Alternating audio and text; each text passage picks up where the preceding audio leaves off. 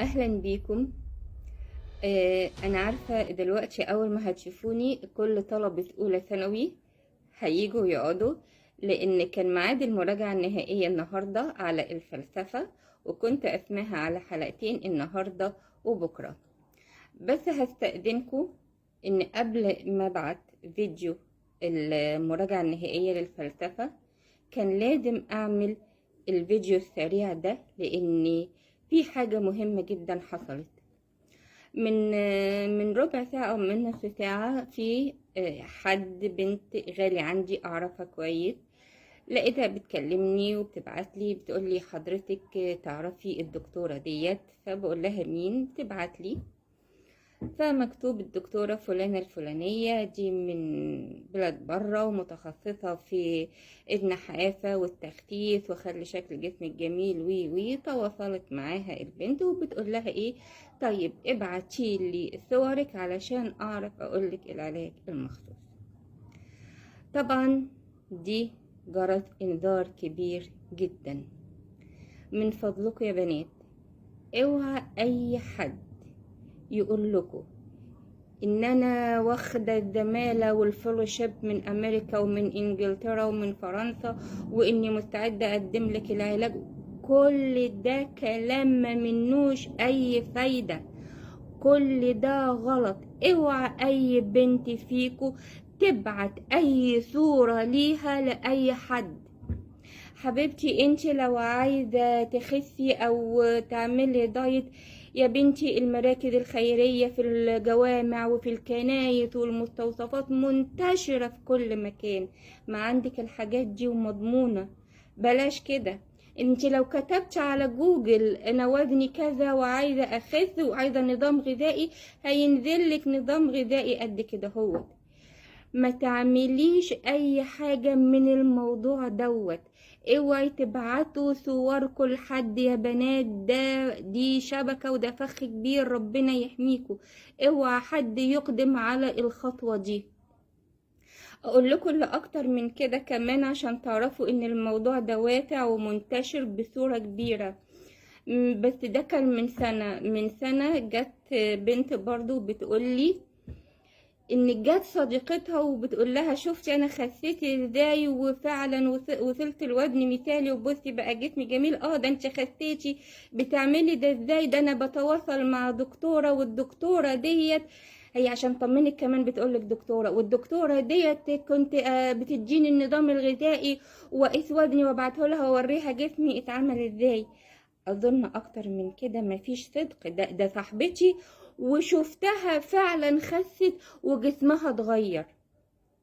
تعرفوا كان ايه الحقيقة؟ ان البنت كانت لابسة كورسيه، فالكورسيه بيخسس وبيقسم الجسم، وهي كانت مع شبكة مع جماعة هما بيصوروا البنات وبيبتزوهم وبيعملوا بيهم أعمال غير أخلاقية وأعمال منافية للآداب. فما كان من بنت إلا إنها اطمنت، دي صاحبتي وشفت فعلا بعيني إن جسمها اتغير. هي في الحقيقة مجرد إنها كانت لابسة كرسي ادالك إحساس إنها خست وإن جسمها اتغير. أرجوكوا فكروا كويس. احنا الفلسفة اللي بندرسها ديت مش مادة بكتبها في الامتحان وبعد كده برميها. افتكروا اول درس يا بنات، عدم تصديق اي فكرة او رأي الا بعد تحليلها وتمحيصها. اوعوا تصدقوا اي حد يقول لكم اي حاجة، ما تصدقيش اي كلمة تجيلك. لو تيجي تقولك ابعتيله صورة وانا بتواصل معها عارفة ارد عليها؟ انا كان من البنت اللي جت قالت لي دي قلت لها قولي لصاحبتك ايه؟ قولي لصاحبتك اصل انا طفلة وبحب الاكل وما اعرفش امشي مع دكتور غير لما يوريني العين الحمراء، فالكلام بتاع النت والتواصل ده ما يجيبش معايا عيش. اتواصلي انت بيه زي ما انت عايزة. دي صاحبتي ولا صاحبتي ولا غيره. اوعوا تبعتوا صوركم الشخصية لأيا ما كان. النقطة التانية اللي عايزة أنبه عليها، لو سمحت، فين ماما؟ قبل ما أعمل دوت ما رحتش قلت لماما ليه؟ عشان خاطر يا أمهات ما تخوفوش البنات منكم. انت لازم تبقي واعية صح، ولازم تبقي شديدة، لازم تزعقي، بس اعرف ازعق امتى، والزعيق يقف لحد امتى.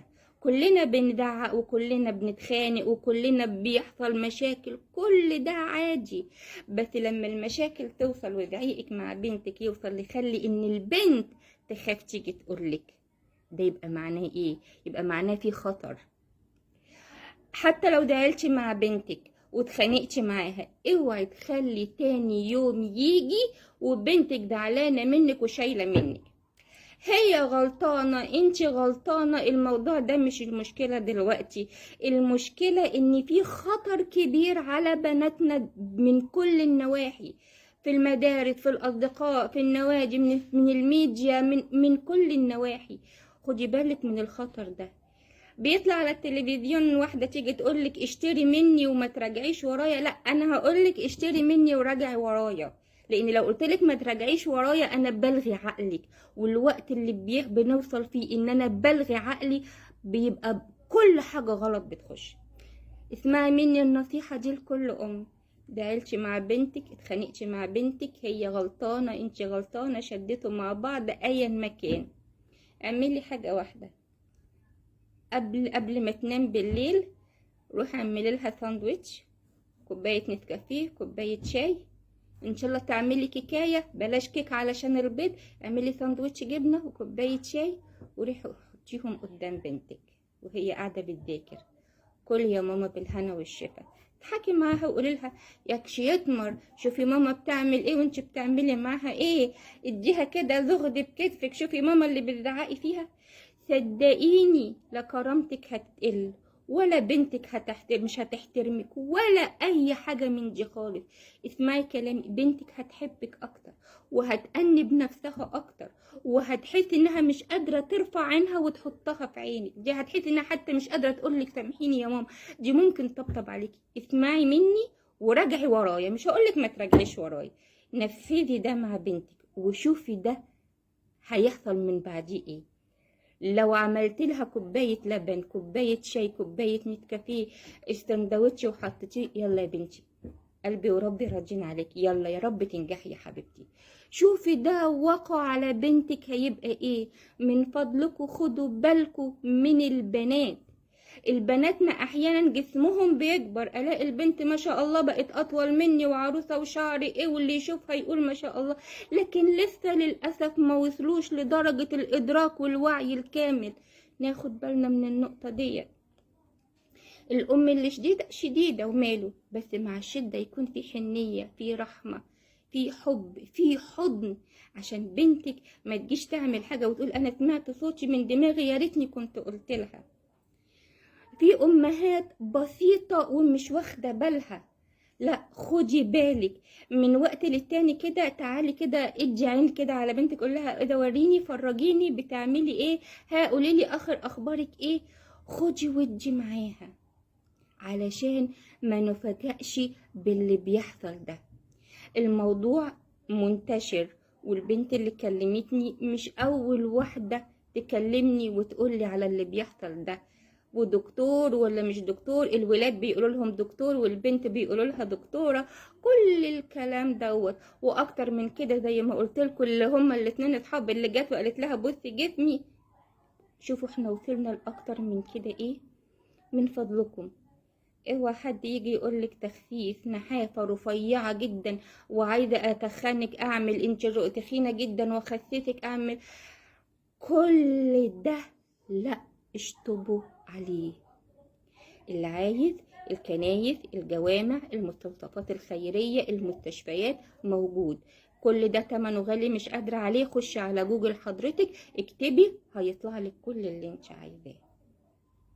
من فضلكم يا ريت الفيديو ده تبعتوه لكل الامهات. انا اول مرة اقول كلمة زي دي، بس ارجوكم لان في امهات ما بتبقاش عارفة وما بتبقاش واخدة بالها، وعوهم. في بنات بتبقى طيبة زيادة عن اللزوم وبتثق في صديقاتها، وعوهم، قولوا لها اوعي تسمعي كلام صاحبتك وتقولك انا هو خسيت، يا حبيبتي دول بيبقوا لابسين كرسيهات. الام اللي شديدة زيادة عن اللزوم خدي بالك، خفي الشدة شوية أو خليكي شديدة، بس خلي مع الشدة في حضن، خلي مع الشدة في تسامح.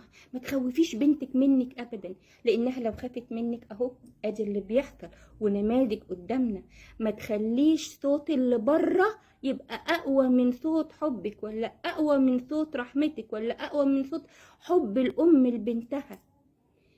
الموضوع ده بدأ يظهر تاني، ومش على مستوى البنات بس، ده كمان في على مستوى الولاد. بس موضوع الولاد بيبقى حاجة تاني ومش هتكلم فيه.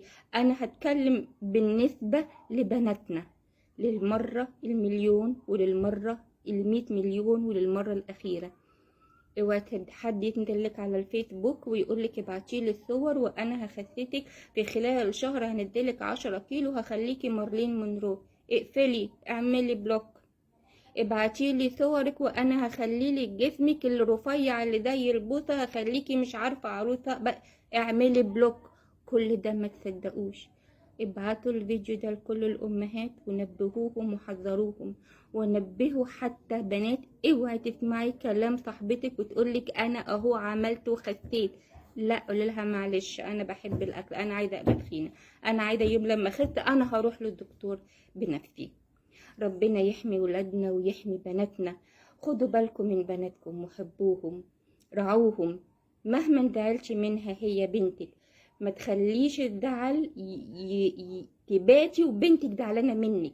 قبل الصبح ما يجي تكوني مصالحه بنتك وبنتك مصالحاكي.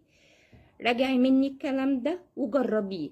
انا مش هقولك ده اللي بيطلعوا في التلفزيون اشتري مني وما تتقليش، لا. اوعى حد تسمعي كلام حد يقولك اشتري مني وما تجربيش وما تفكريش. اوعوا تلغوا عقلكم. عقلكم هو الفيصل. حكمي عقلك. قربي من بنتك وحوطي عليها وشوفي الفرق ايه. جربي انك تمشي خطوة لبنتك، شوفي بنتك هتعمل معاكي ايه. ربنا يحمي بناتنا ويحمي ولادنا. خدوا بالكم من بناتكم وحبوهم. الشر للأسف محاوط علينا جدا، ومن كذا جهة ومن كذا منفذ. سدوا منافذ الشر دي بانكم تكونوا قلب وبناتكم جواه. عايزة تشدي وتقولي لا، قوليها بمحبة وهتعرف بنتك ان انت خايفة عليها، بدل ما تسمعها من بره باسلوب غلط. ربنا يحمي كل بناتنا وكل ولادنا. ربنا يحمي ولادنا والبنات ويحمي مصر كلها. أرجوكم اللي خايفة حتى تتكلم لسه الأول مع مامتها وعايزة تسأل، سواء في المدرسة في أي مكان في الفيس على اليوتيوب، زي ما كنت بتقولوا لي انت اختنا وانت مامتنا، انا بقول لكم انا اخت وام ليكوا يا ولاد. أرجوكم ما تسمعوش لأي حاجة بتتنشر على الميديا. ربنا يحفظكم ويبارك فيكم ويبعد عنكم كل شر. لكل بنات